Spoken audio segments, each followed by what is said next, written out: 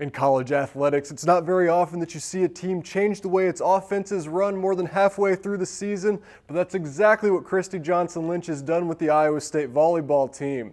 She took the Cyclones out of their old 5-1 offense and put them in a 6-2. You always have a setter back row, so you always have 3 hitters, and no matter what rotation you're in. Whenever you rotate around and the setter would come front row, they would sub out for a hitter to come in. And then the same, a hitter would sub out for another setter to come in for the back row. There are some challenges that go along with running a 6-2. The team only gets 15 substitutions per set, and if they run out early, the lineup that's on the floor stays. But that's more of a coaching concern. The setters aren't necessarily paying attention to how many subs the team has. You have a couple more hitters that you're setting, and they all like different sets, so knowing who you're setting when and knowing when they sub out and sub in, and when you sub in, who's going to be in there. And they've got to keep their heads in the game, even when they aren't on the court. The biggest thing is being out of the match and then coming back into the match and having to serve right away, making sure you're keeping that in.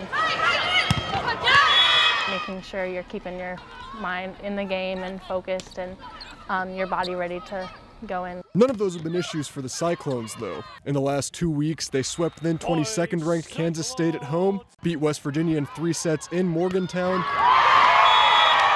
and took down the 24th ranked Sooners in Norman. That's more wins against ranked opponents in the last 3 games than the rest of the season combined. Victoria Hurt ended the West Virginia match hitting .429, her best hitting percentage of the season, and she was one of 4 hitters to have double-digit kills against Oklahoma on Wednesday. I know I have 2 other hitters that can help me out, and I just feel more comfortable, and my teammates are backing me up, so I'm happy about it. In a 5-1, half the time there are only 2 hitters in the front row.